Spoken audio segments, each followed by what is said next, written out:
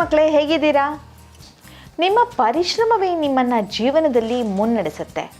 ನಾವು ಯಾವತ್ತಿಗೂ ಬೇರೆಯವರ ಬಳಿ ಇರೋ ವಸ್ತುಗಳನ್ನು ನೋಡಿ ಅದು ಕೂಡ ನಮಗೇ ಬೇಕು ಅಂತ ಆಸೆ ಪಡ್ತೇವೆ.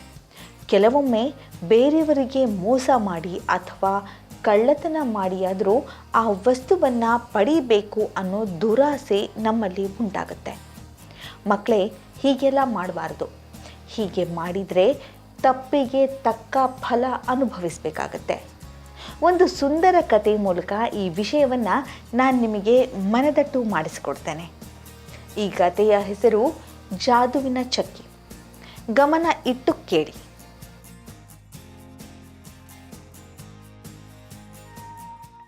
ಬಹಳ ಹಿಂದಿನ ಮಾತು.